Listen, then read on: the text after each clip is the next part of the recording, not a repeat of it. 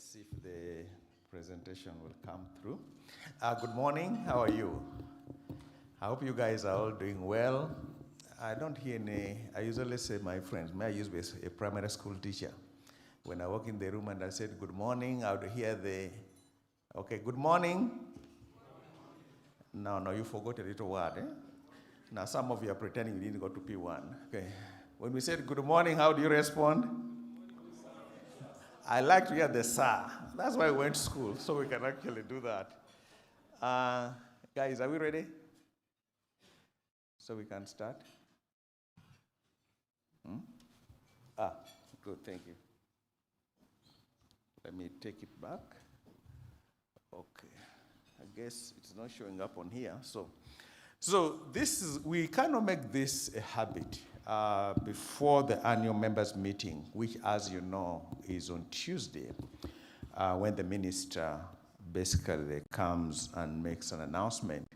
We take this opportunity to engage with the media and basically share with you what our performance in the previous year has been. We think a smaller group like you can then ask the right questions, because you do inform our members and they trust you to be able to ask the right questions, and we interact and share with you what the performance of the fund has been. Now, what we know that last year, the investment environment in Uganda and the region was generally challenging, and it was tough. Inflation was under control, but the reduction in the value of the stock markets in the 3 East African countries, the appreciation of the Uganda shillings against the regional currencies, and the reduction in the long-term bond interest all depressed the market. If you look at our investment portfolio mix today, we do have 3 major asset classes. We've got equities, basically those are shares that we buy in different markets. The allocation is 12.51% as of the end of June. If you look at our real estate portfolio, it's 9%. I know the real estate portfolio is one that's most visible. It tends to create the most noise, but it's 9% of our investment. And then the fixed income, which is basically what we call the bonds, about 78% of our portfolio. And that's how we've spread the investments across these classes. And it is informed by a strategic asset allocation based on the risk appetite that we have. We have some very clever people. I mean, we have the acting deputy managing director here, who is the chief investment officer. They go through this rigorous process to determine what is the most ideal strategic allocation for the fund, given the environment in which we operate in. So if you look at the macro environment, interestingly enough, inflation's dropped from 6.8% to 4.8%.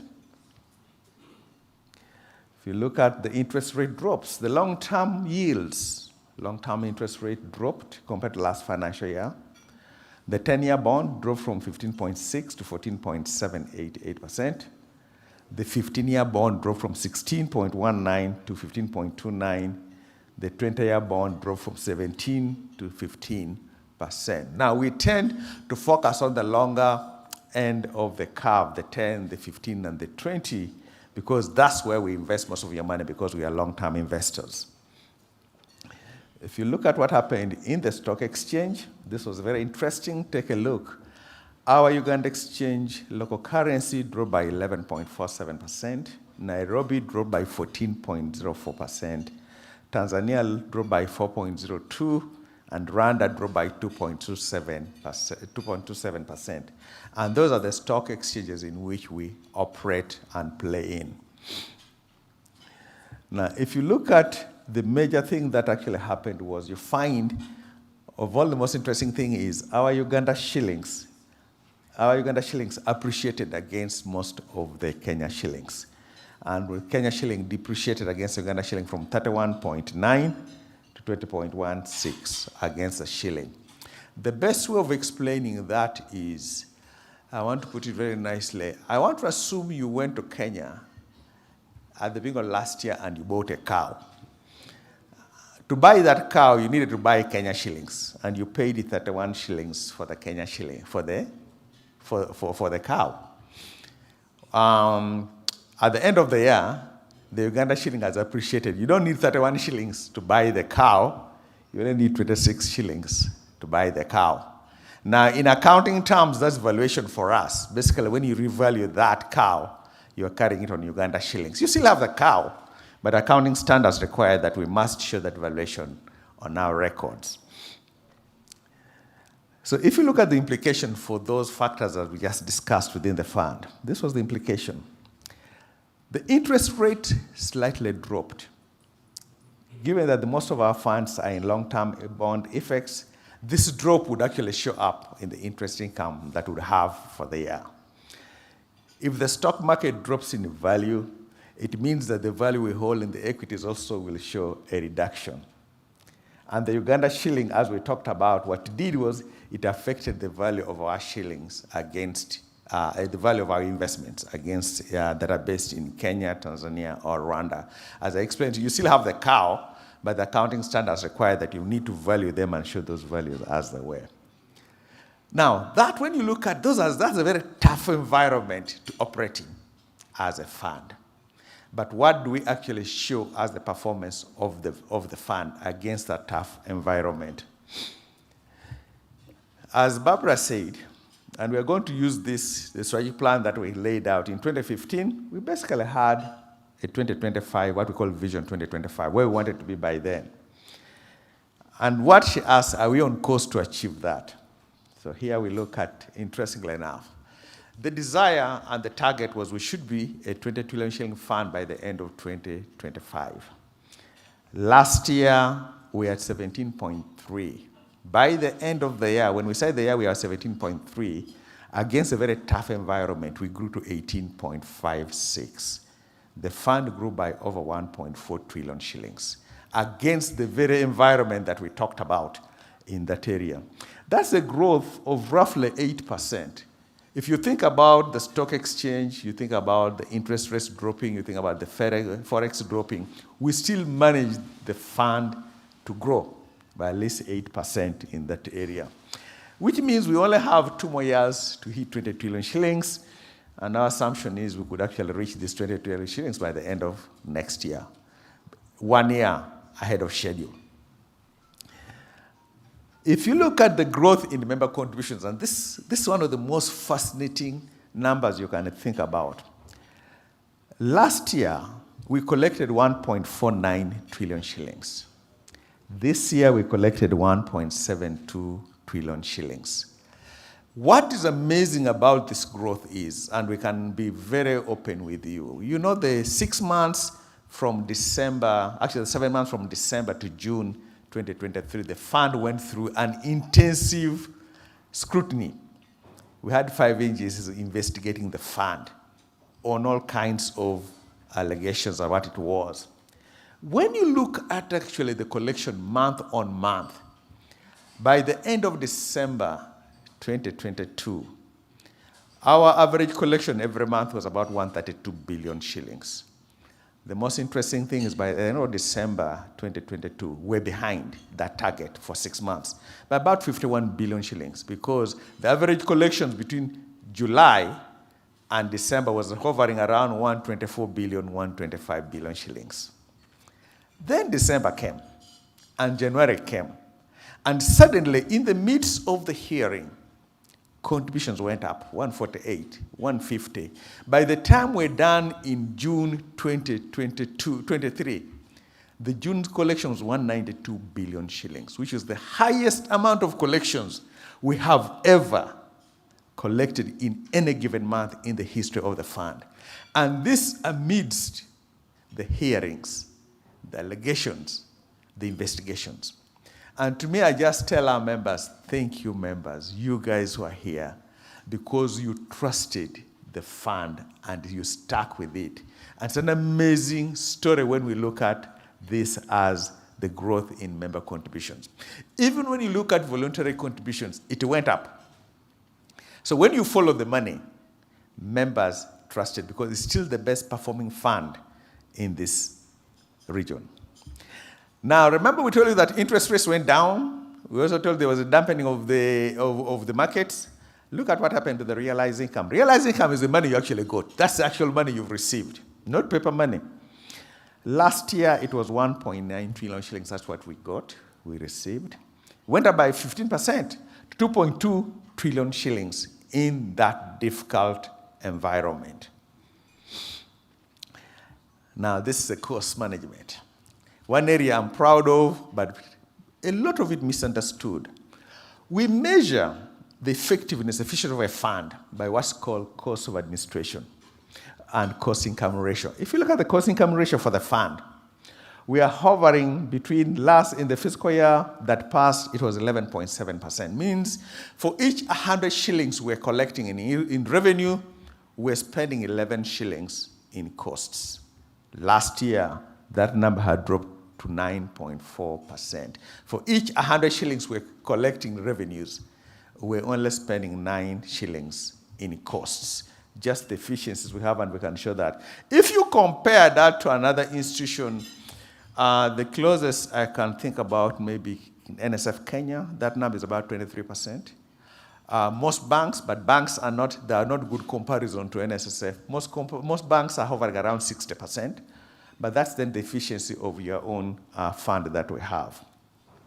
There's something called cost of administration. Cost of administration shows just called the efficiency with which you're working your assets.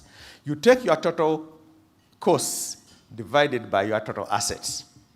Last year, that number was 1.18%. This year, that number dropped to 1.02%. By the way, for many of you who are very interested, the global standard for funds our sizes, that number is around 2.2%. So when you compare us to what the global standard is, we have actually what the global or the world would expect. If you look at our regional neighbors, most of them are in 3.3% in terms of what that cost of administration is, but this then our local funds. Now I'm giving you this, and we're using funds numbers that have been audited. So these are the numbers that actually show up in the financial statement. We had compliance went up by 2%, from 55% to 57%. Compliance, in our definition, are the number of employers who pay on time the right amounts every month. That's a compliance went up by 55%, 57% in terms of what we see. So what we really believe is we'll be able to achieve, when you look at what we've seen on the asset base, when you break it down, we should be able to get to our target of 2025 of 20 trillion shillings in that respect. Now we come to what we call processes, efficiencies. What we had was, we measured that by the benefit payment turnaround. We set out a target of being able to pay the average, especially our age benefit, within 24 hours. In 2022, we declined slightly from 12 days to 13 days on average. Something happened last year that kind of impacted us. This number we are showing you as 12 or 13 days is the overall number. And you know we have different types of benefits. When you turn 55, we call that age benefit. When you're unemployed for 1 year, when you're employed for 1 year and you're 50, that's called withdrawal benefit. Survivor benefit, when a member has died, so the beneficiary is paid. We can't amalgate all to come up to this number. Last year, something very interesting happened. Coming into the fiscal year, we thought we could use NIRA as one of our databases to confirm that somebody is no longer alive. Because remember, NIRA, it's supposed to be capturing both deaths and births for Ugandans. At the beginning of the year, we did something. We kind of went back and we sampled the 10 applications just to check and see, okay, is NIRA working as it should? Everything was in place. We got death certificates, letters of administration. The member was dead on paper. Because when we visited, we found 4 of those members were still alive. It meant that we need to wait a bit until NIRA gets all the data and the information. So that has lengthened the amount of time we process survivor benefits, because now we have to put an extra step to verify and validate that what is being reported is correct. And some of them was really creative. And whenever they do, it was very interesting. The person who reported, one of them from Busoga, the person who reported it was the wife. The wife reported the husband had died. Sure enough, when we went to talk to the LC1, that shocked, the man is dead. No, he's still alive. Went to home, found the man there. They confessed they were broke, they needed money, so they became creative. Our country, in terms of what they do in that case. So that has pushed the number to the 13 days. Also, our system, we haven't fully got all the functionality with it. We're working on that, and we think we are going to drive that number down to the one-day turnaround time, especially for aged benefits, by 2025. Interestingly enough, part of the other thing that's driving us, so if you look at this graph, look at 2021, we paid 642 billion shillings in benefits. In 2022, we paid 1.1 trillion shillings, basically 1.2 trillion shillings. And the driver, that jump was actually informed by the midterm benefits. Some of you who remember that time. We paid 23,000 members in 2021. In 21-22, we paid 47,000 members. By the end of last year, we had paid another 1.2 trillion shillings to our members, and the number was slightly over 46,000 members that we paid during that period of time. And we're really proud of that because that shows that while we exist for the member, we actually keep that promise that we'll deliver to them the value that they need, that they've done that. If you look at for this, we're a bit behind on this strategic objective, but we think we'll achieve that once we have the stabilization working, and also once these data sets that we're waiting, expecting to, if every Ugandan can report a birth, can report a death correctly, it will help us process this much further, because then we don't need to go visit a grave to confirm that the member is no longer here with us. Customer satisfaction, we live by you guys now. I want to take a look at this. Our target's 95% by 2025. We hovered in 2021 at 86%. It held steady during the hearings. We did this survey in May 2023, and we're shocked that the customer satisfaction held steady during this time of crisis. Now, if you correlate this graph to your contributions, you can actually see the two actually talking to each other, that members trusted enough with more of their money, and they were actually okay with the level of services we're giving them. And that I'm really grateful to our members, because it shows that actually, regardless what noise there was, we actually held course and were able to deliver to the fund. Now, this is where we had a little bit of a problem. We had a 93% in staff satisfaction. Guess what? And by the end of the year, this year, it had dropped to 86%. When you have a hearing and you have that intense level of scrutiny, and they're calling your staff to the IGG's office, to the Auditor General, you're being slammed in Parliament, it is going to impact you. So we had our staff going through, they felt it more than even our members, and you see our staff satisfaction dipped to 86%. By the way, let me tell you, globally, any company that gets 75% is happy. But with us, we can track and realize that, okay, there was a problem here that we need to deal with. And because we realize that there are things we are doing with our staff so that they can actually serve you even better than they did the previous year. So we are confident that given the continuity and stability going forward, we are going to be able to reach and meet these challenges. So, the interest rate promise. I know many of you are here. You've called, you've asked, so man, how much are you going to declare as interest? We made a commitment to our members that we would pay 2 percentage points above 10-year average inflation. We have been very consistent in delivering that promise. Unfortunately, the prerogative to announce an interest rate lies with the Minister of Finance. And what we know, he's going to do that on Tuesday during the annual members meeting. But given the background I've given you, you can see the challenging environment. But still, even the resilience of which how we perform, we believe that we still will be able to keep the promise we've made to our members in that regard. So At the end of the day, you want a strong fund. You want this fund to be stronger tomorrow than it is today. Why? Because tomorrow, that's when you are going to be eligible. You don't want a fund that's weaker tomorrow when you're just ready to get your money. So we've created a new vision, and Barbara talked about it, 2035, which is the bedrock of our long-term strategy. That we want to move the fund from our 2025 target of 20 trillion shillings to 50 trillion shillings. Now, gentlemen and ladies, that is audacious. Let me put it to you in a certain context. By the end of 2025, the fund will be 40 years old. Actually, 45 years old. 85 minus 25, 40 years old. Okay? In 40 years, the fund would have gone from 0 to 20 trillion.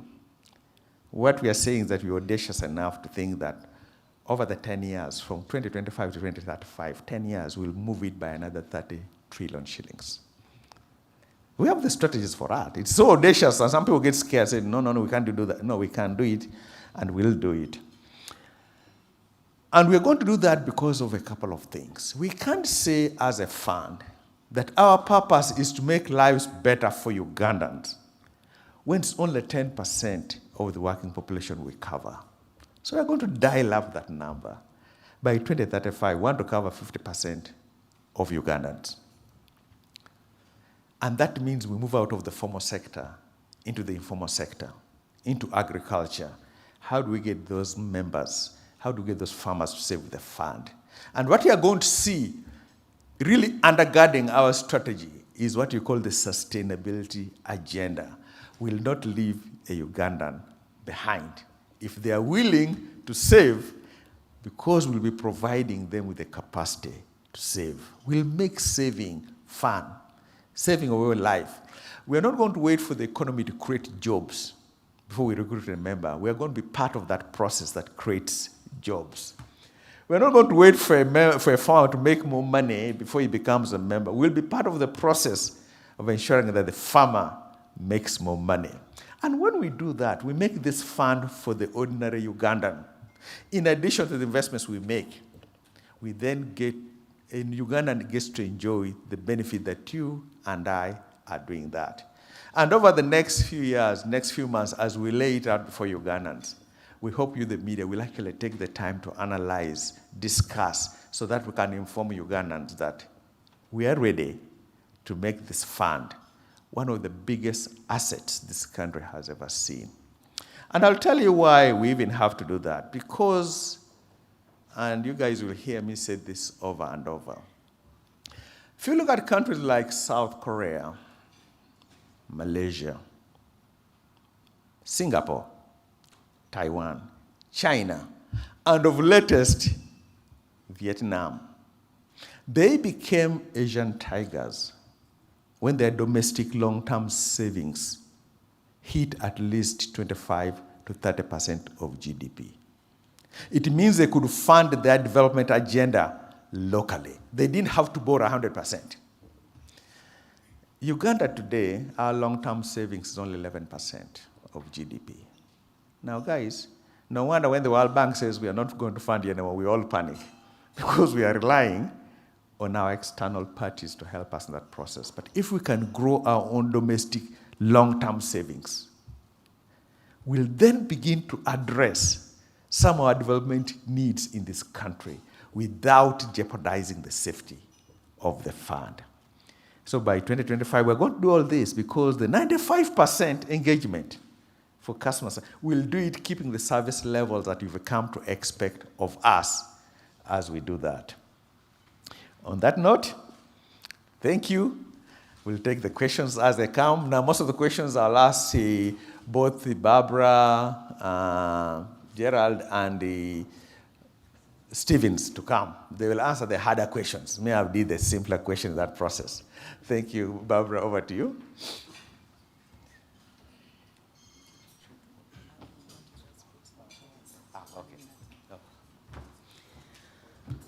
Wow. Thank you so much, Patrick. I think that's the point at which we are supposed to, give him a hand clap. Thank you so much. As we set up for the question and answer session, I want to know how many members are in the house. Sorry. I hope you're all members. I do hope you're all members. Dennis, you're serving with NSSF. Yeah, so I think stepping in the members' shoes, we have confidence that the fund is resilient. Your fund is very resilient. You've heard about the operating environment. Reduction of interest rates, appreciation of the Uganda shilling, reduction in value across the stock markets, and the last one, which was implied, intense scrutiny from regulators. These are the things that have really played a key role in the performance of the fund during the last financial year. So the single takeout for me from looking at the numbers is that your fund is very resilient. And thanks to you, our members, for the renewed confidence, for the trust in the fund, for continuing to save and trusting the fund. And that is something that we really honor. So we have our panel lined up. You can just put up your hand, ask the question. There's a microphone that is going to be moving around. Okay, thank you, Sharon, for volunteering to help with that process. I see a hand up, but I can't see the person. Is that Paul? Okay. All right. So we'll take, as soon as you have the microphone, kindly just say your name, media house, and then state your question. We'll take 3 questions, and then answer those, and then in that sequence. Thank you. Paul Busharizi, New Vision. I'm looking into the future. You say you'd have grown from 20 trillion to 50 trillion over the next 10 years, or from 2025 to 2035. That assumes an average growth of about 10%, or 9.6% compounded over the period. Some people would argue that you're just rolling on momentum. People are becoming more compliant, they are giving you more money. Is it that? Can you convince us that, some acumen, the acumen of investment is more than just accumulated funds? And then, no, I think I'll stop there. Thank you.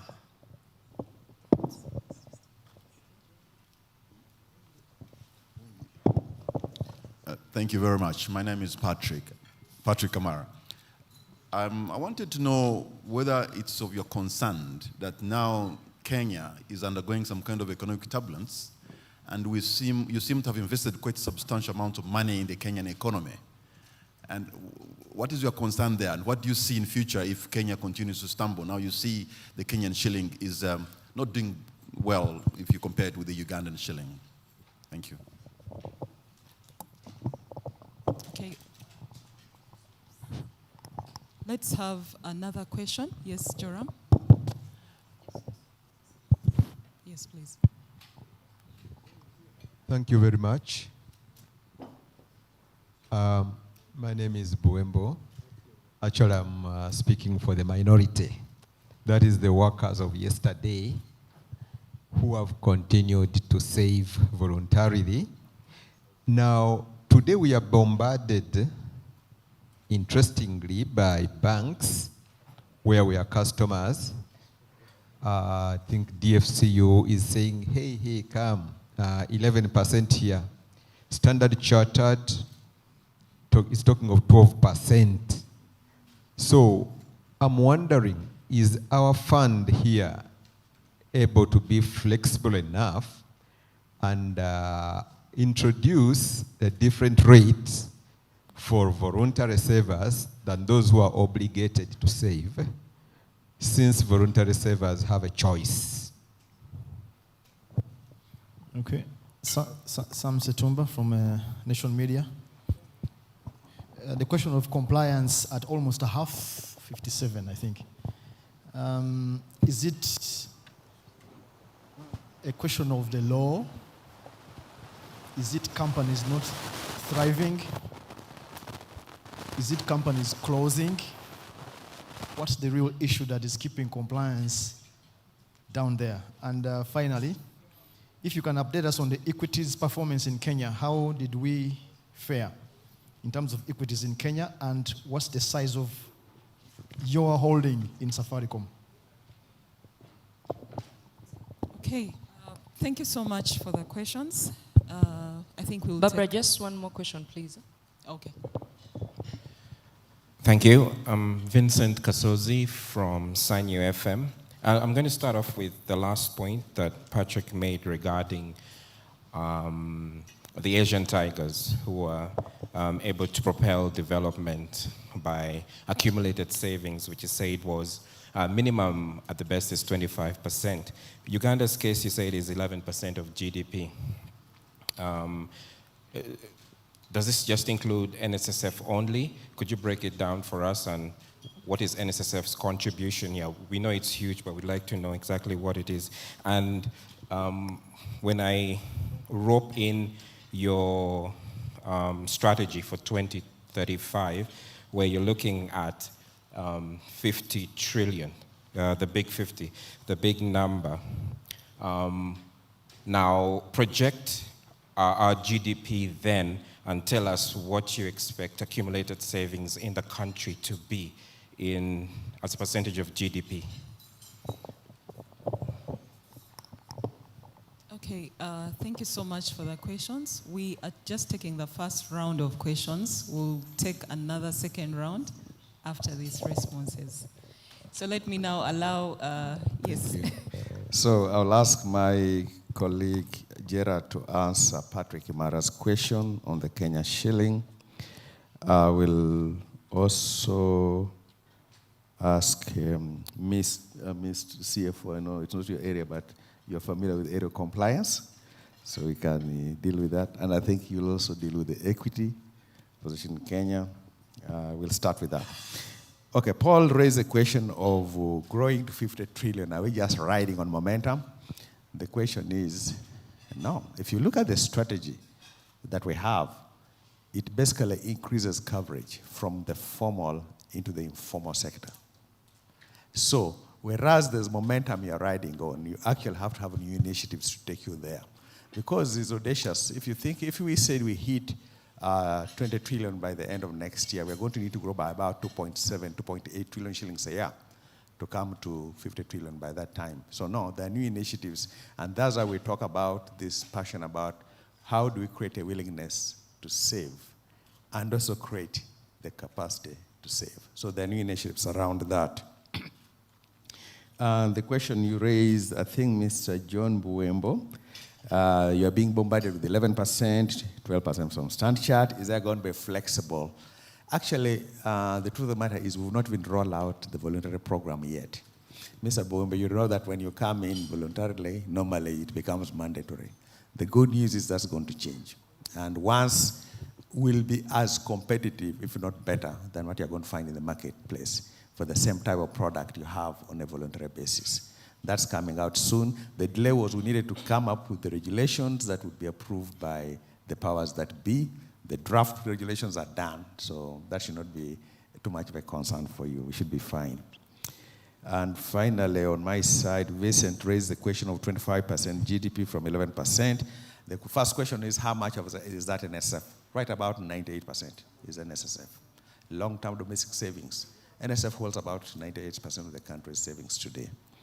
Now, if we say at 50 trillion, what's the percentage of that? That number comes around 23%, but we hope that also then the other long-term domestic savings comes and collectively we will reach that magic 25% in the process. Thank you.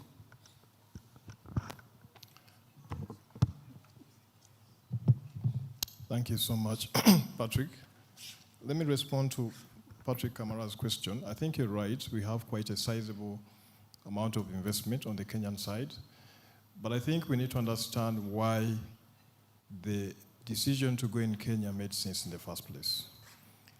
We know we have the Uganda Securities Exchange. Until 2011, the fund, 98%, or almost 99% was invested in Uganda. But then when the new law came, the one of OBRA, it allowed schemes to actually invest within the East African region. So the fund took a conscious decision to take advantage of the diversification opportunities within the region. Kenya was a natural option, or a reasonable option, for several reasons. The Kenyan economy is bigger than the Ugandan economy, so it's almost twice the size of the Ugandan economy. The Nairobi Stock Exchange had been around since the 1960s compared to the Uganda Stock Exchange, which only came into existence in the year 2000. You have over 70 or 80 companies listed in Kenya, compared to less than 20 companies listed on the Uganda Securities Exchange. You have companies like Safaricom, Equity Bank, KCB.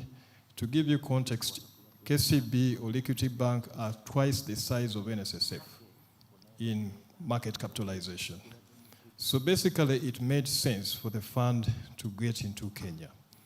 But it's not that we needed to be there aggressively. So we managed our participation in Kenya by the extent to which we allocate investments in Kenya.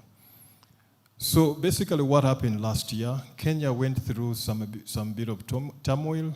We know things began going badly since COVID came.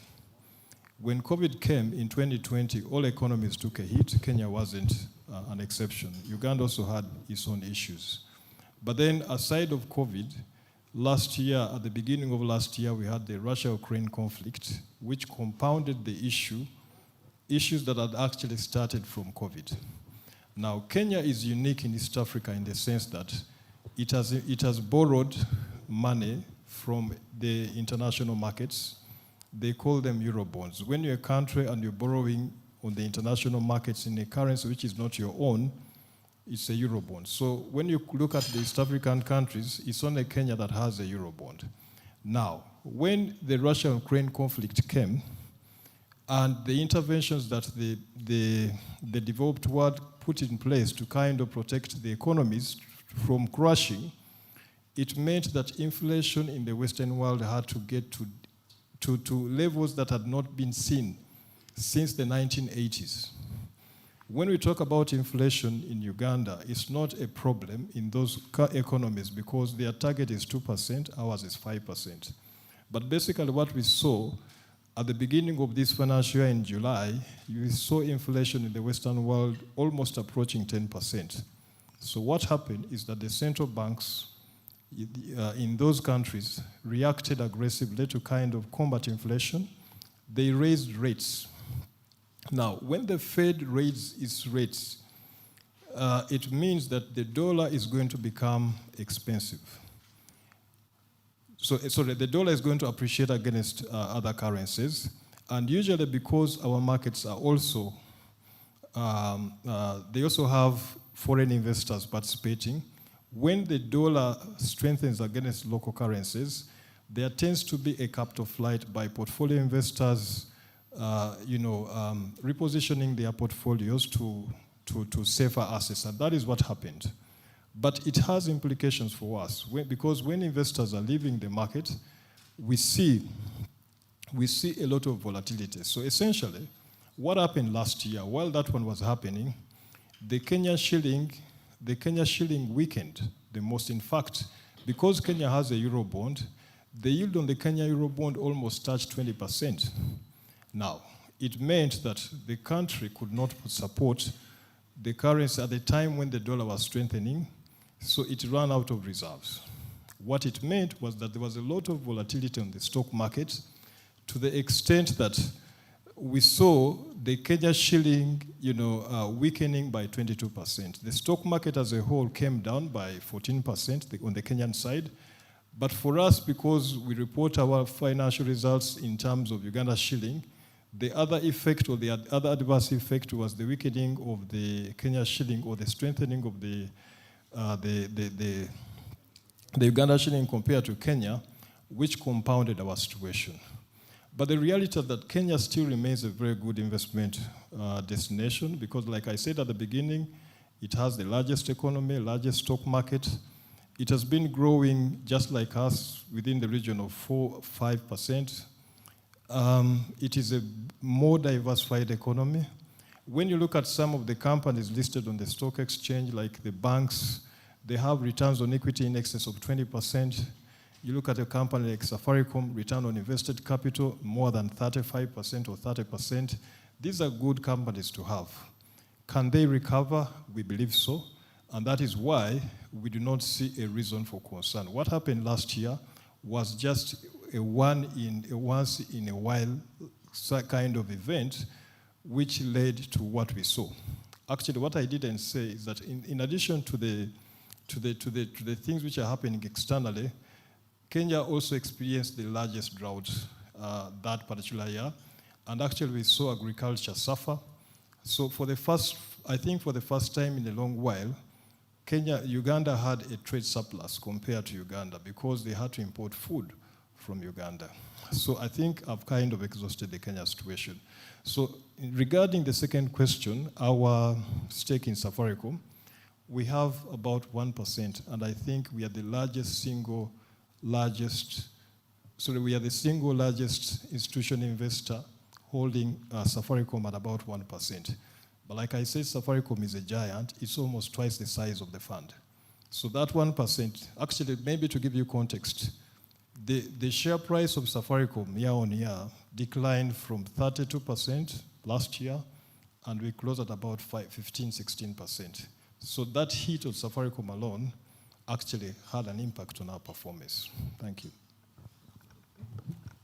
All right. Thank you, Gerard. The issue about compliance, why we are at 57 and not higher, we need to start by putting this into context. Our definition of compliance is those companies which pay at the right time, in the right amounts, and that's where the problem begins. Because quite a number of times we get companies that pay and they do not pay for everybody because probably some of them have just become new employees, are not yet registered, but in our books, you are not compliant. Not that you are not paying. That's one aspect. The second aspect also have to look at is that we have quite a number of players, companies which are small, basically family owned. And these ones naturally have governance issues. And they take a little bit more time for you to get them on board because no matter, as you know, in these companies, and quite a number of you own some, the board meeting takes place on the breakfast table or in the bedroom or whatever. So the decisions you make, normally, the employees do not have a very big impact. On the other side, if you look at the companies, corporate, like big corporates, their compliance rates are very big. If you look at the papers you work for, the media houses, the communication companies, the financial institutions, those ones, their compliance is always over 95-97%, but we are looking at average across the country, and we have got quite a number of companies which are smaller and have governance issues. But all is not lost because if we compare to ourselves to other institutions which are grappling with compliance issues, we are doing much better. And as Patrick has told you, we have a strategy and plan where we have to, we are planning to comprehensively grow this compliance rate to over 70% in a short while. Thank you. Okay, thank you so much for that first set of questions. Can we take now the second set of questions? My name is Muhereza Chamtetera. I work for CEO East Africa Magazine. And first of all, I haven't had the opportunity to congratulate both Patrick and Gerard upon assuming this position. At least I'm happy there is some good amount of continuity in the fund. So I wouldn't be surprised about the performance. And I'm also happy that it's come out that it's about time the fund played a strategic role in the growth of our economy, because especially if you look at the external pressures, it's come to a time when most countries are minding their own business. The offshore investors are pulling back home. And for me, and I've always argued that I still find it strange that we are taking our own savings to go and save, the Kenyan economies and the Tanzanian economies. Yes, in the short term, it's good to chase the interest rate and everything else. But if you look at what was happening in the newspapers last week, about 2 or 3 companies had gone bust, and the banks are selling them.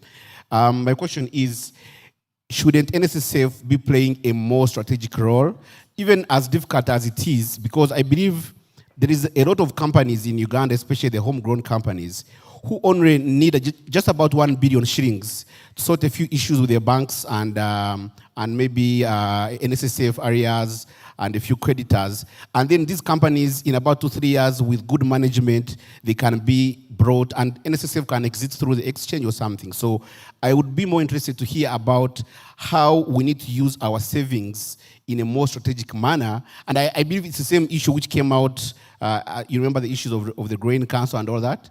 It's something that I think, to me, it's something that should be more pursued, because as Paul said, the issue of buying these mature companies, Safaricom and everything else, very nice, but I think as a saver, we need to be looking at how do we save our own companies and grow more strategically. I would love to hear more about that. Thank you. Yeah, Samuel Sanya. I run the New Age Publishers. What Charm has just been saying, I have a question for the MD.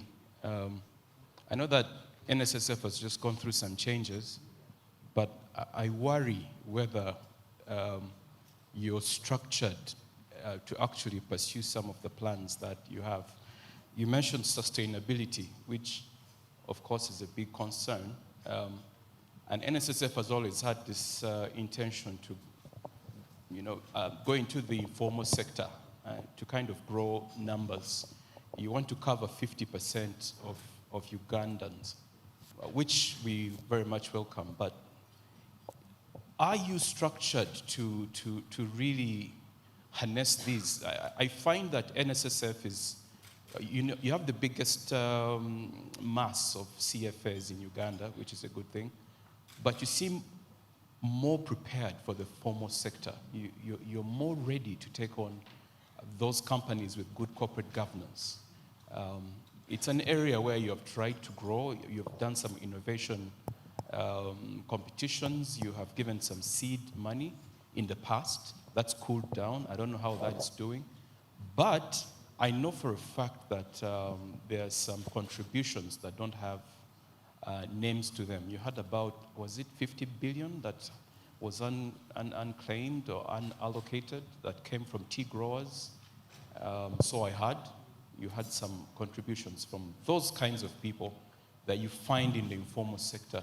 So when you say you want to grow your numbers there, interestingly, you had the picture of a tea grower who is one of those people whose money you have, but actually can't allocate to them because you don't have their details.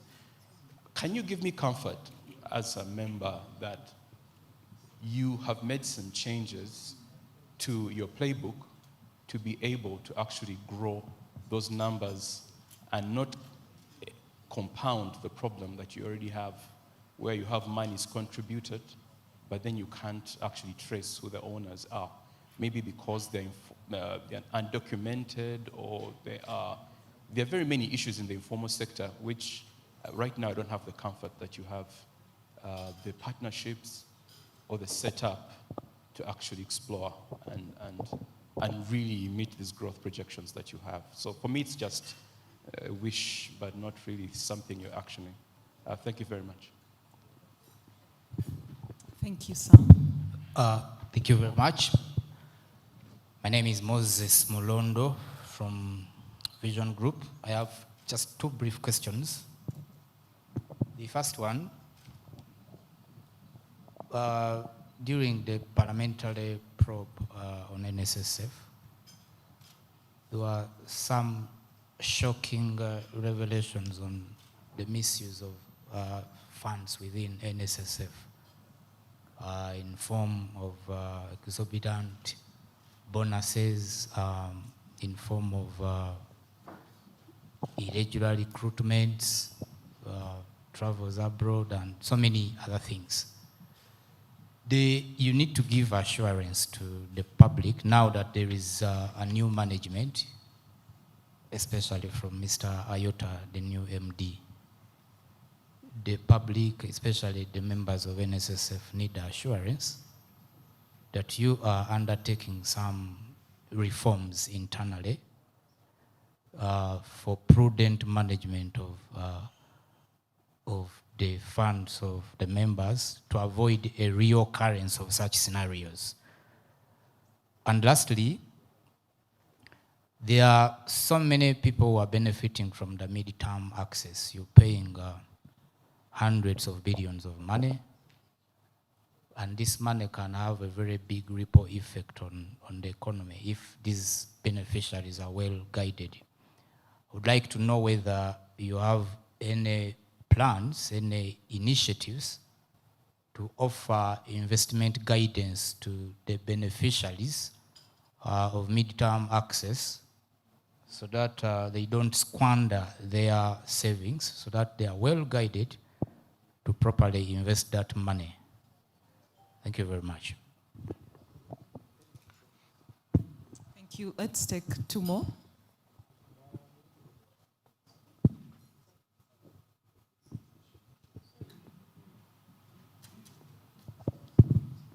Hello, good morning. My name is Ali Tuaha and I work with New Vision. Just two quick questions. Looking at equities, 12.51% allocation in terms of the whole portfolio.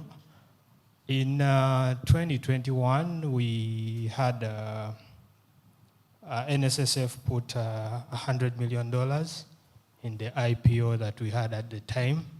I'm aware that your valuations are complete. It's not a question whether you're going in or not, but the valuations are complete.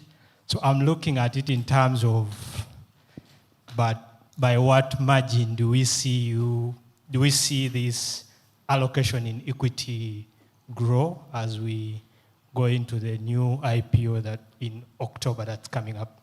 So I think you'll give us a few insights in that regard. The other is on, I think we should give an update on the operations at Uganda Clays.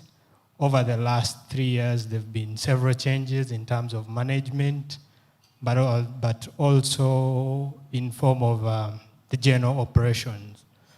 In terms of, are you happy with what's going on given all that you've done since NSSF has a huge stake in the company? Thank you. Okay, thank you for your question. Can we take those? Okay. All right.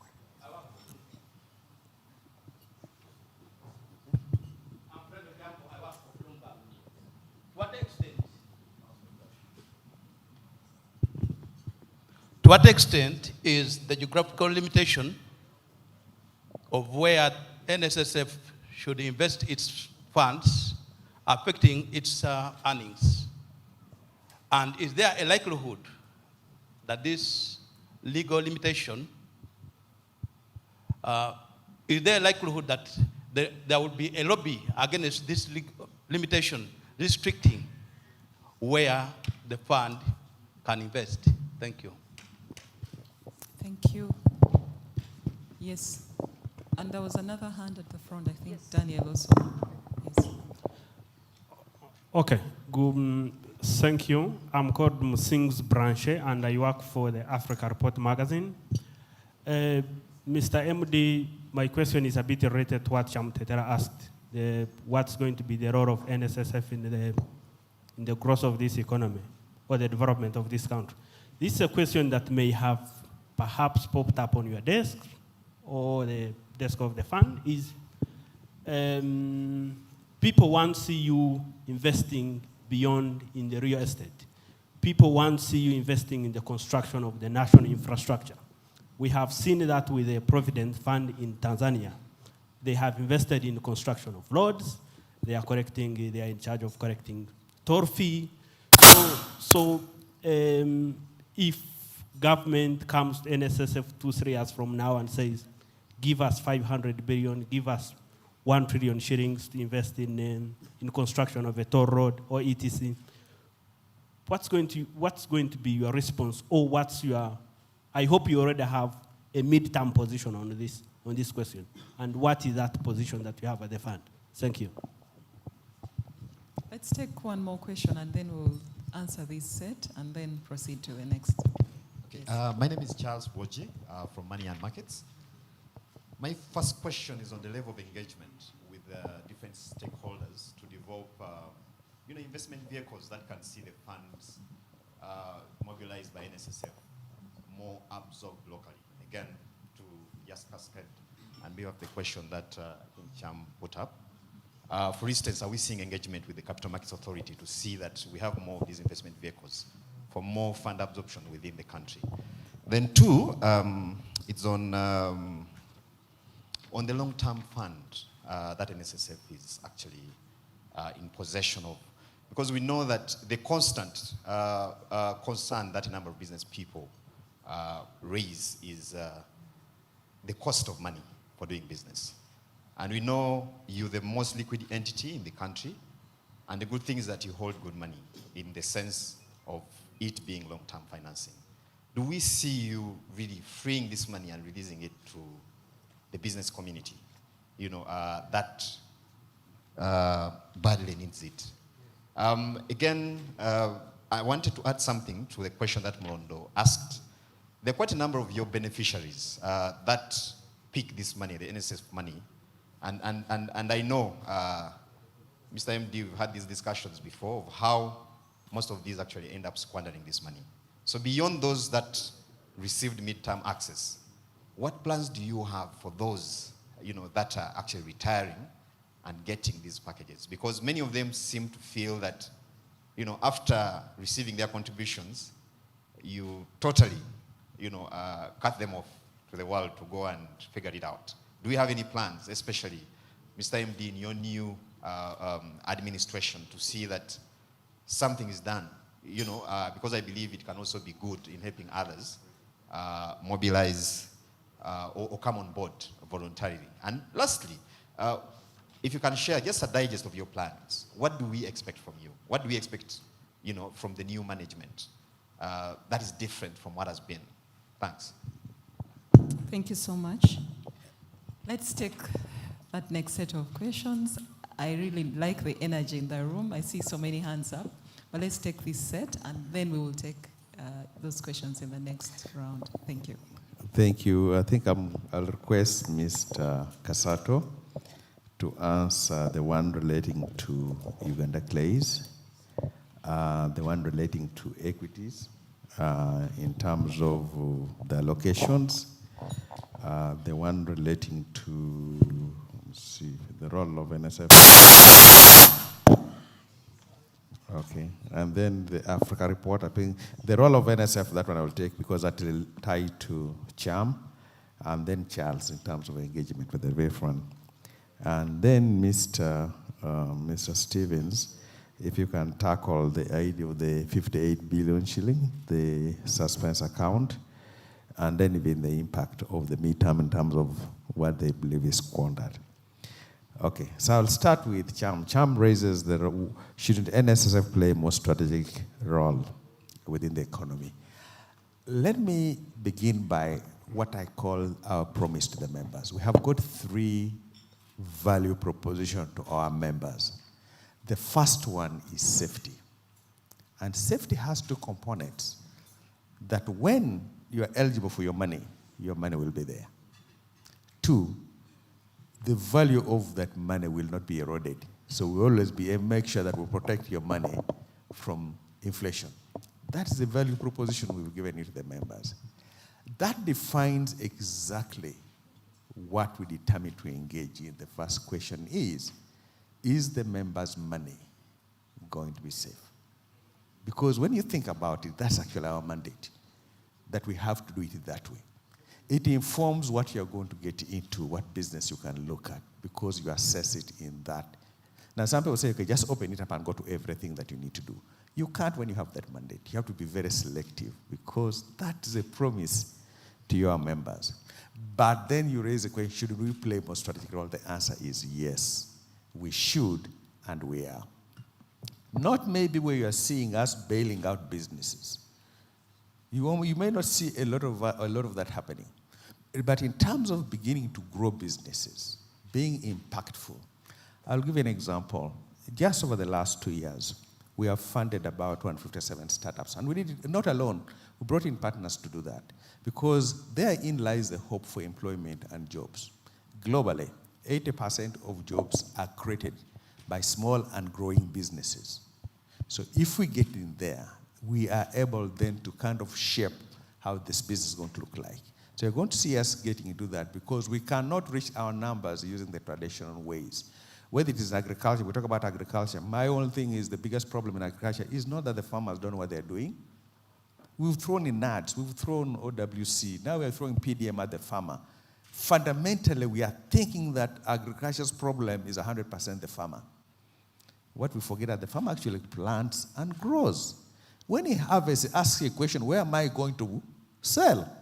And we have no answer to that question, because we've never, as a country, addressed the demand side of agriculture.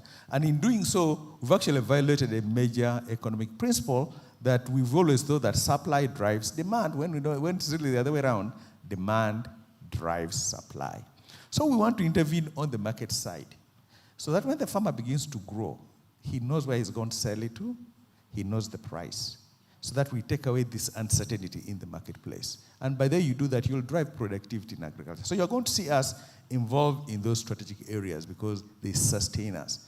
If we can bring 7 million farmers, okay, if there are 7 million households, if we can bring half of those over the next 10 years to save with a fund, that's a major impact when we do that. That's a strategic thrust that you'll see us going through that. Sometimes misunderstood, but happens. Samuel raises a question about structure. Are we structured for this growth? I think, Samuel, you'll agree with me that in his strategy, it says that structure follows strategy. Once you have a clear strategy, you then tweak, change your structure to meet that, and we've done that. Even internally, we are changing the responses, structure and the responsiveness we need, because we know that for you to address the needs of the farmer, it's going to be very different from the way you address the needs of New Vision Group, a formal employer. So yes, since we have a clear strategy, the structure is following up on that. The last one that I think I'll answer on that will be on the public outcry, misuse of funds. Are there things that we are changing? Please don't fall into the mistake a lot of people did. They looked at NSSF as a consumptive entity. Said you paid bonuses. They never stopped to ask the question, what was the value generated? So I'm going to answer that question, looking at both the expense and the value. I just showed you a number that last year, our cost-income ratio was 11%. In other words, for each shilling we generated in revenues, we're spending 11 shillings in costs. I also told you that that number this year is 9 shillings, which means we'll become even more efficient on how we do it. I gave you a comparative with other entities. So if you take it in totality, the best example, I'm going to give you a very localized example. Last year, our budget was we spent about 190, say 200 billion shillings. The value we generated, we collected 1.7 trillion shillings for our members. Generated realized income of 2.2 trillion shillings. Just between those two numbers, generated a value of almost 3 trillion shillings. We spent 200 billion shillings. It is like at the beginning of the year, you as a member gave us 200 billion shillings, said, go work for me. And we went and worked for you and generated 3 trillion shillings. That's almost 15 times the amount of cost you gave me.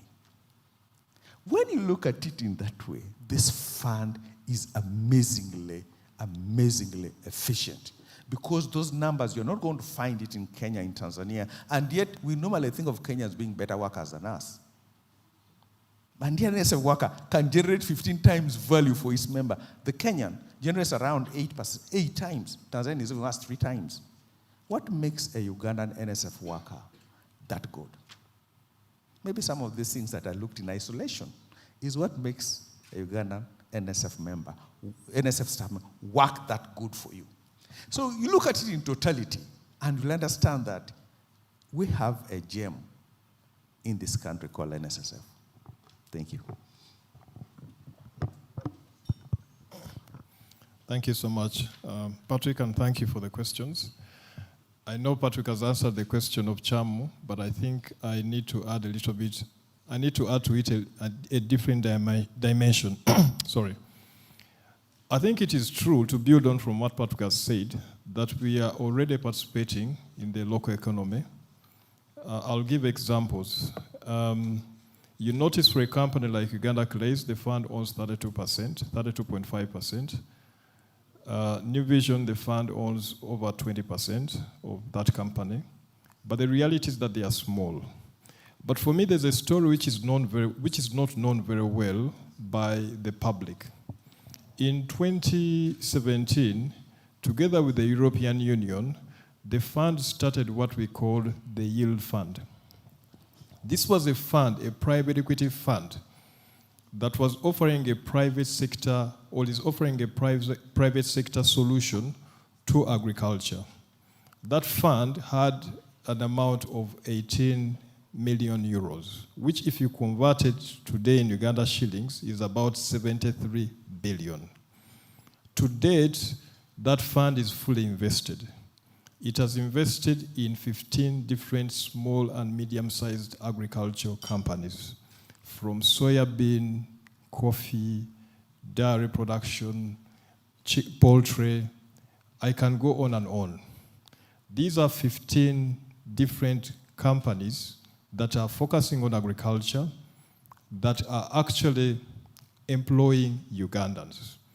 But the reality is that because our economy is smaller than some of our neighbors, even when you participate to that extent and the impact is great, the overall impact on your performance is small.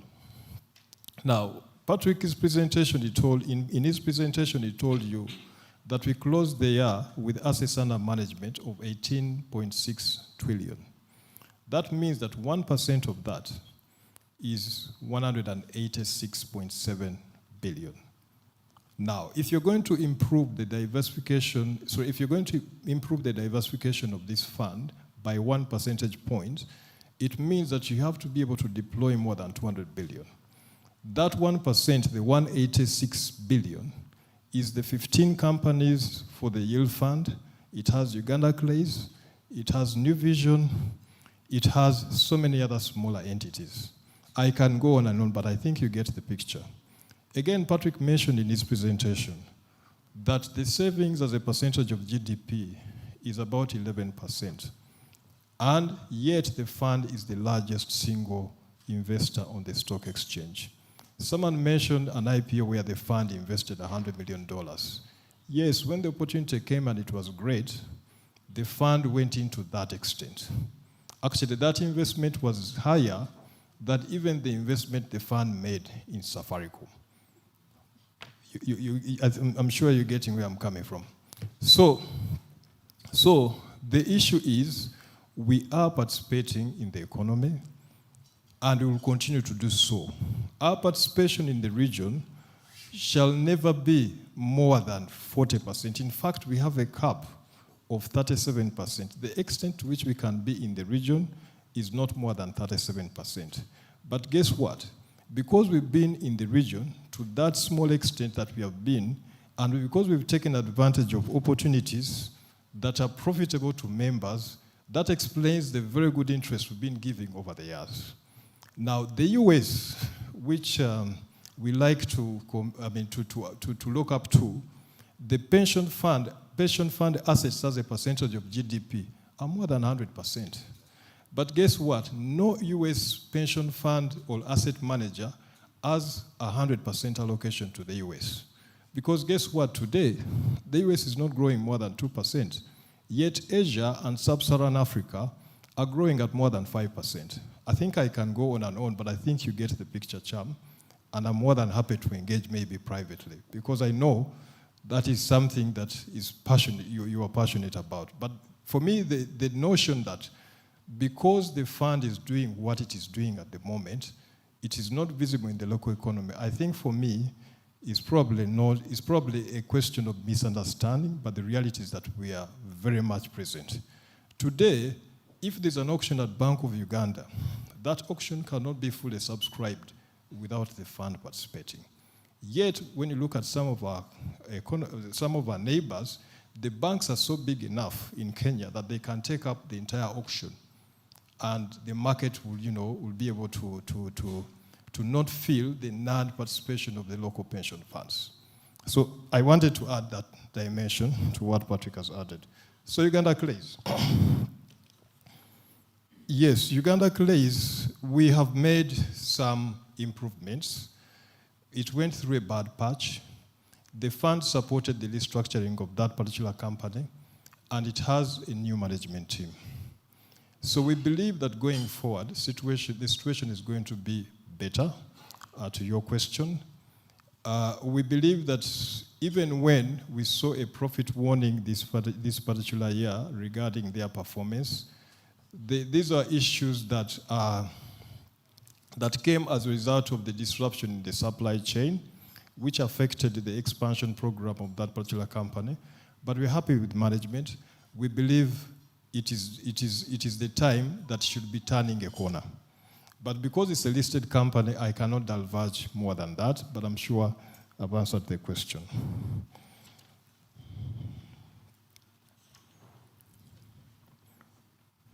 Let me see. Oh yeah, Bloomberg. Yeah, Fred Ojambo. Thank you for the question. The irony is that on one hand, I was defending our participation in Uganda, and now I have to make a pitch for allowing us to go beyond the East African region. So you're right. You're right that by being restricted to the East African region, it has a big impact on our performance. Because there's something called in the investment world, the prudent investor rule. All investment professionals are required to diversify because the concept of diversification is well tried and tested. Rarely do you find asset classes or countries performing well all the time. And by you putting money in different places, you minimize the risk while at the same time improving the return. When you look at some of these unicorns, they actually had IPOs at the time when the fund had been, recently, not more than 20 years ago. We should, if the fund was allowed perhaps to take advantage of such opportunities when those unicorns were coming to the market for the first time in the US, you can imagine what those returns would have been. But I think, yes, you're right.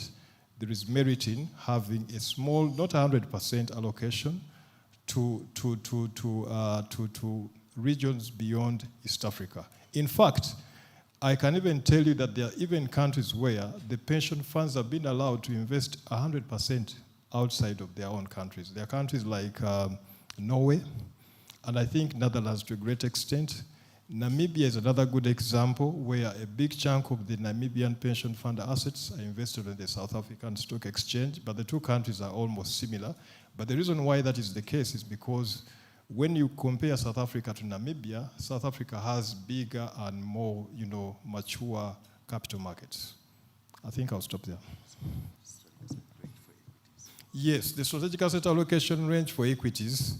Currently, we ended the year at 12.51%, you're right. That was the presentation. The optimal limit that we have for equity is 17.5.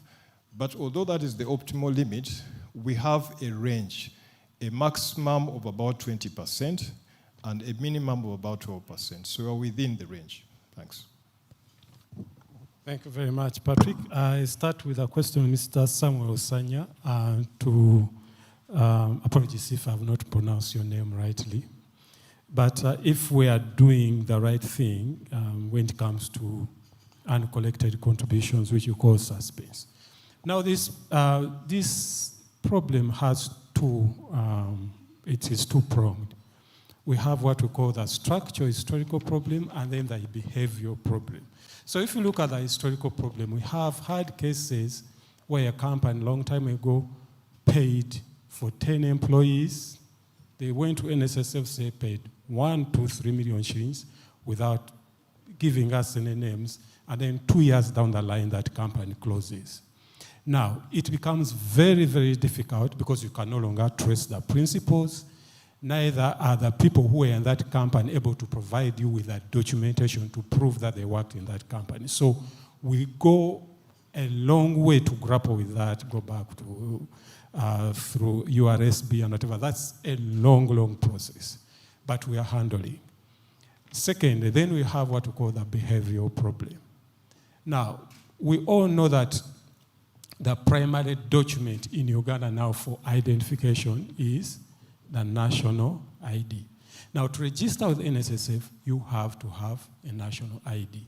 Because if you don't have a national ID, we cannot prove that you are a citizen. That's the law, and we are a law-abiding institution. Now, we have quite a number of these people who are working in the tea estate. Number one, who are non-citizens. They come during the season, they cross, say, from the Congo, Southern Sudan. They are target workers. They come to earn their money and they go.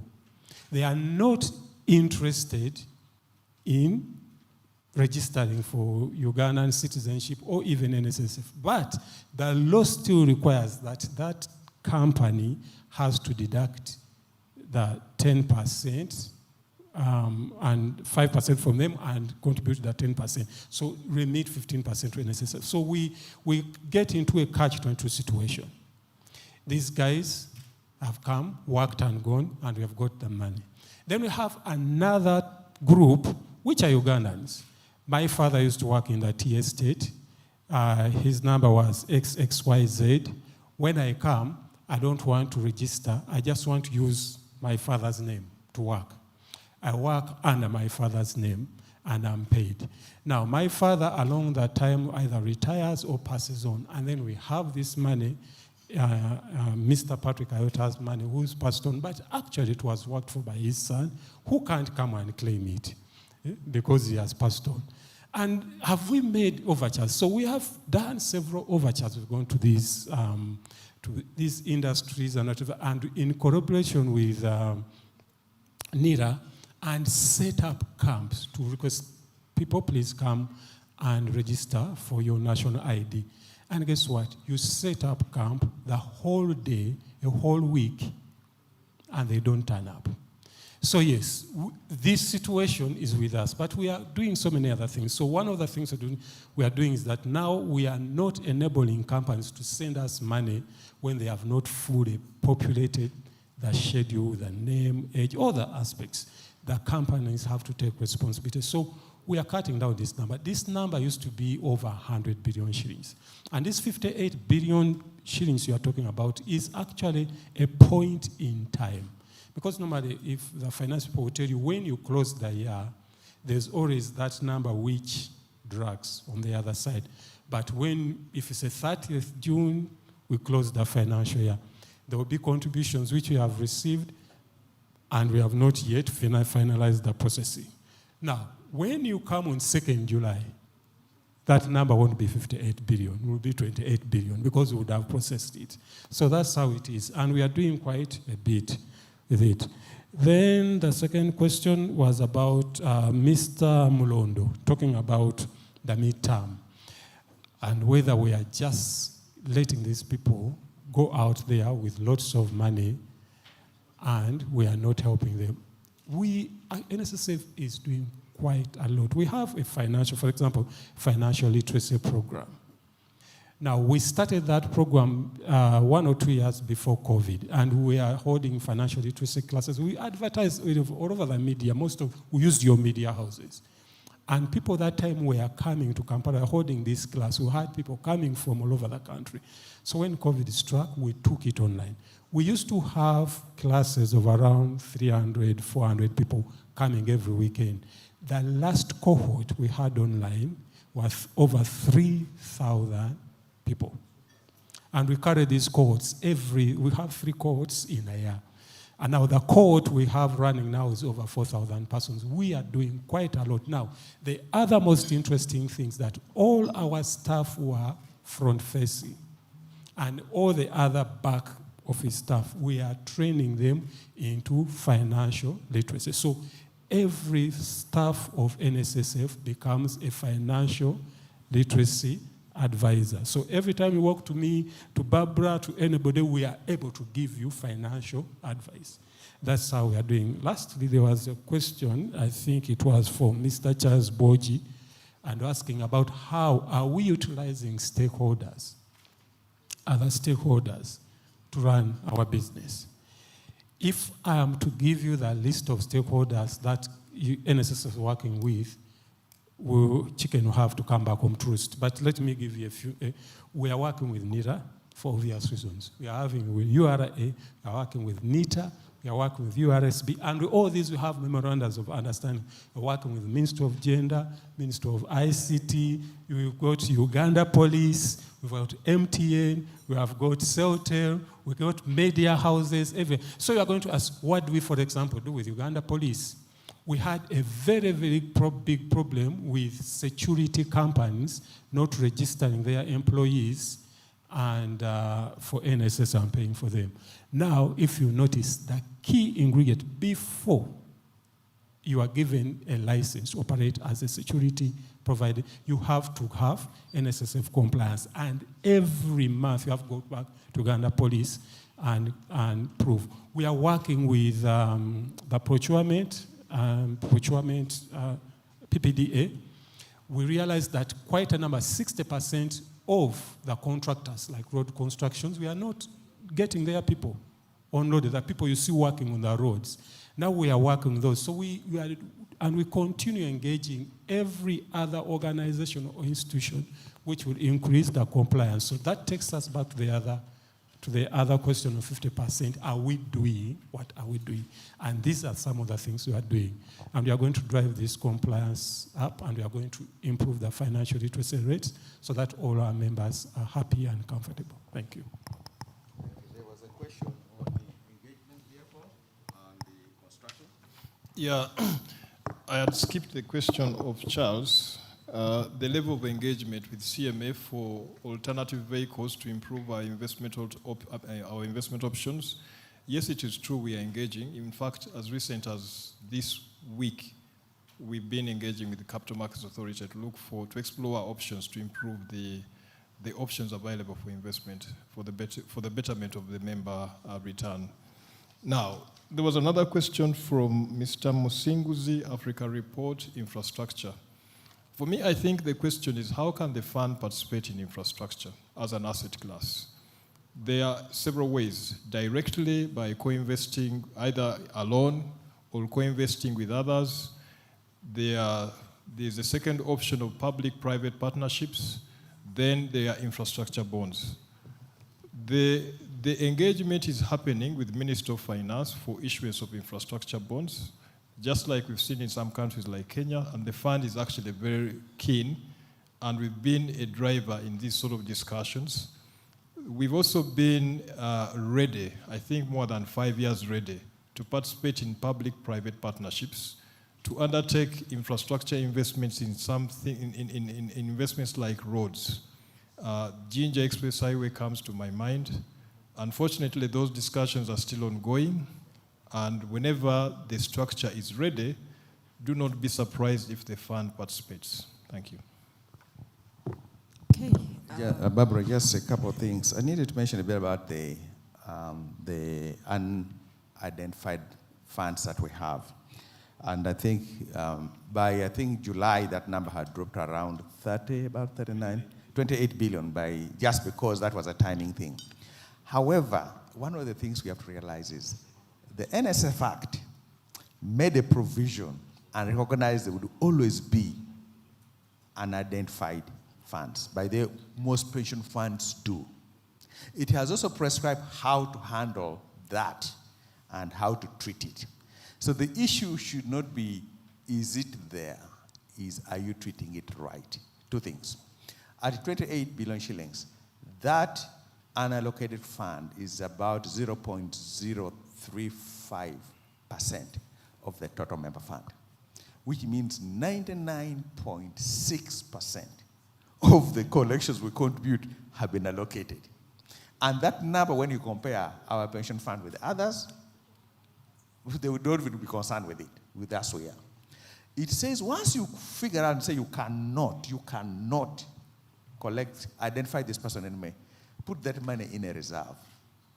Now, each year when we declare interest, not only do we put interest on your active member balance, we put that interest also on the amount in reserves. Just in case the grandson one day shows up and says, you know, my dad used to work here, and he has enough documentation. There's a process in which you move that money from the reserves now to his account and you pay him. Because in NSSF, it doesn't matter. By the way, whatever you believe, you cannot lose your money in NSSF. It will always be there, generation after generation. Hoping one day somebody shows up, I can prove their fathers, their grandfathers worked for it. Thank you. Okay, thank you so much. Let's have the next round of questions.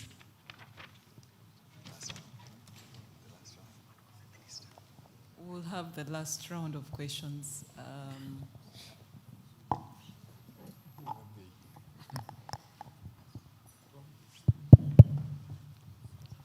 Yes, please. Okay, good morning. Martin Luther. My name is Martin Luther, the Nation Media Group. Martin Luther from Monitor. So some questions here to most of you. When I looked at the presentation, and so many things come in my mind. And I would start with the decline in the equity. I know in the past years we used to have it at 15, today I'm seeing it at 12%. Was it intentional to drop it there? When I look at the fixed income, the real estate, it was something like 7, now it has gone to 9. Has it become more profitable for the fund to venture in that? Now I go beyond that.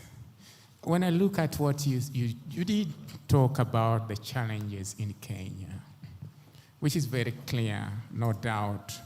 But maybe the question is, what are we doing in other three countries? What are you investing in Tanzania, in Rwanda, and I think those are the two countries I think I was meaning. What are you investing in there really? Is it equity? Is it treasury bonds? What is it? I come back and again I look at it, all the operations of the fund, and I see it looks like the balance sheet looks to be very nice, growing, but what do you see as the key risk to your different investments in all the investments that you do? I mean in all projects, or what I could say the investment securities or investment instruments. In fact, the right word is the investment instruments that exist. Then I go ahead and ask you a question again. I remember during that probe, and maybe as a follow-up in the report, there were some kind of talks that the certain projects should be halted. I want to know what is happening. Are all these projects functioning, or there are some projects that you have put on hold due to certain things?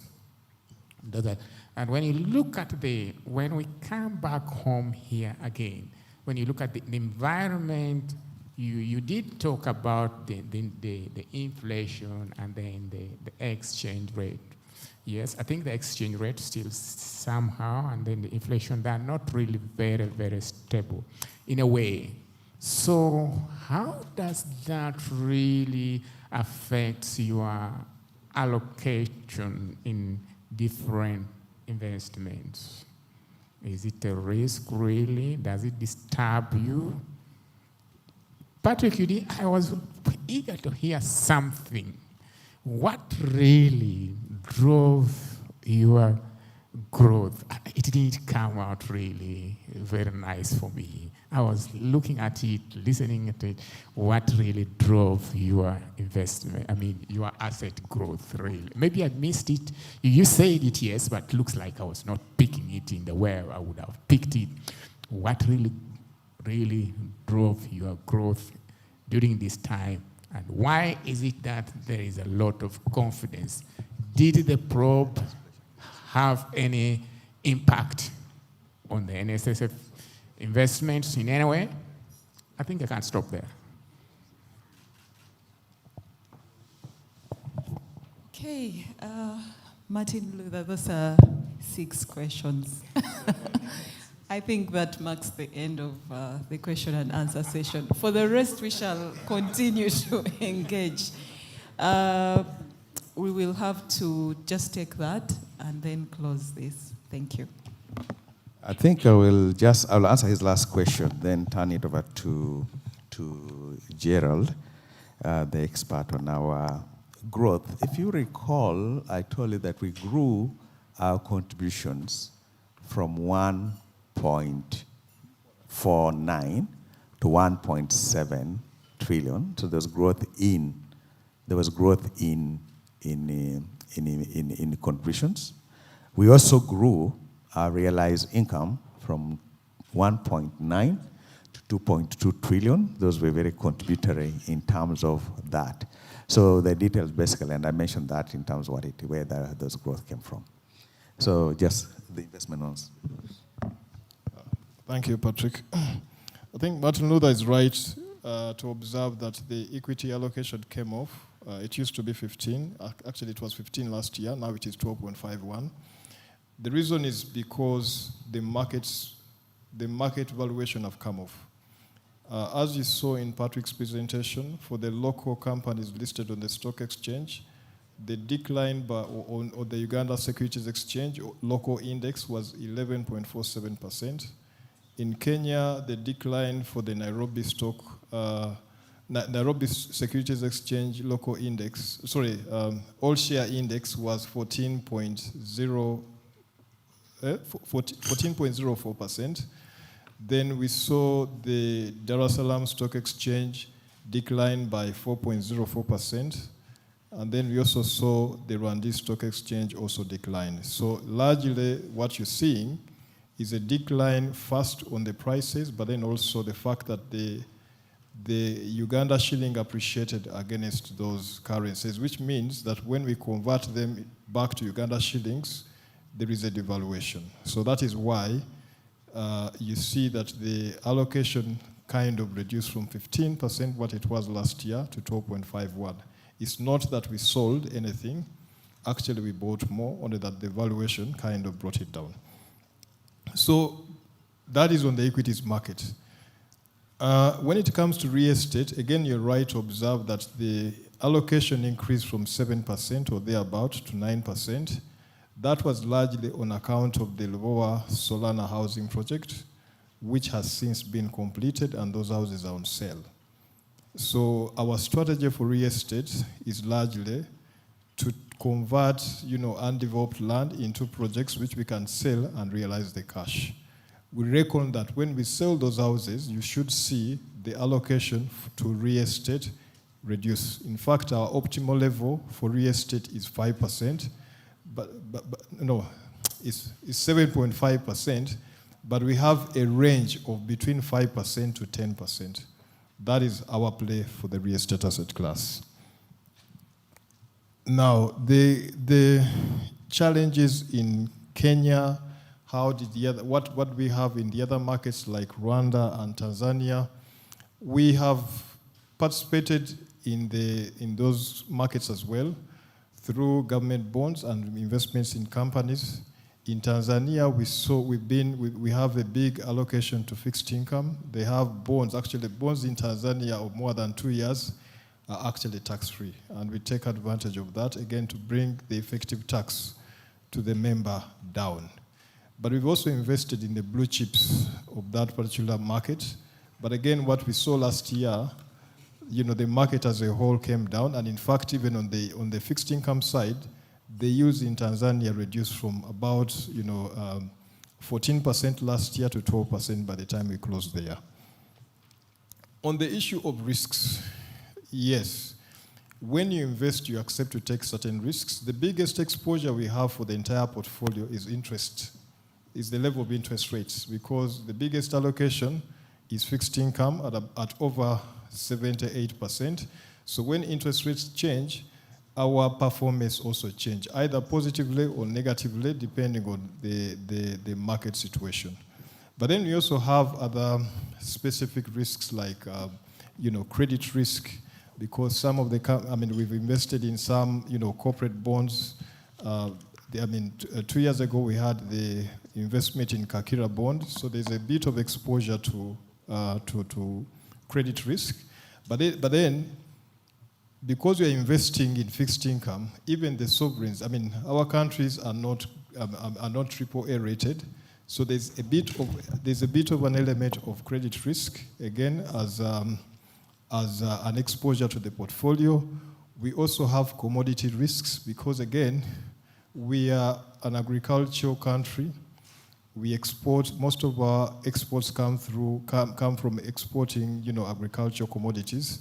And again, depending on the impact of the movement in the prices globally, the fortunes of the growth of the economy can be affected. So there is an impact on commodity risk as well. So those are the three largest exposures that I can give you. But largely there are 6, but I'll stop at 3 because I don't want to make it academic. In terms of the projects, all the projects are running, so nothing is halted. FX allocation, there's something, markets will go up and down.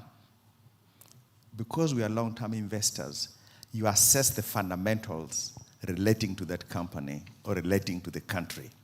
If the fundamentals are still strong, you don't rush to reallocate. You stay, because whatever goes down eventually will come back up. And that assessment is critical. That's why you don't panic simply because the stock market crash. Kenya is a temporary situation according to our assessment. Thank you. Thank you so much. Thanks to all of you. You've really been a very, very engaging audience. Thank you so much. We now need to let Patrick leave. He has another engagement. However, the right-hand man and left-hand man they're staying on. So let's just give Patrick just a few seconds to leave, and then we continue with the Luganda version. The good thing, Gerald is very fluent in Luganda, and Stevens as well. So we'll take on the Luganda version. Thank you so much, Patrick. A round of applause as he goes. Thank you.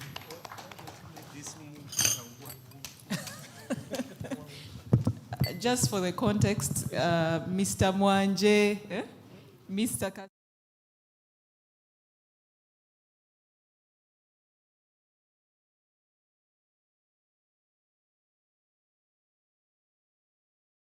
It's a new day at the Fend.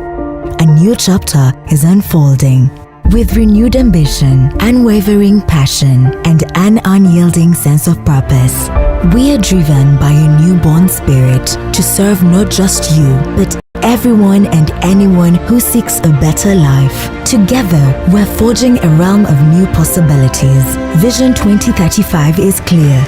Join us for the 11th NSSF Annual Members Meeting happening on the 26th of September 2023, starting at 9 a.m. live on TV and online. Visit www.nsfug.org/AMM 2023 to register your attendance. NSSF, a better life.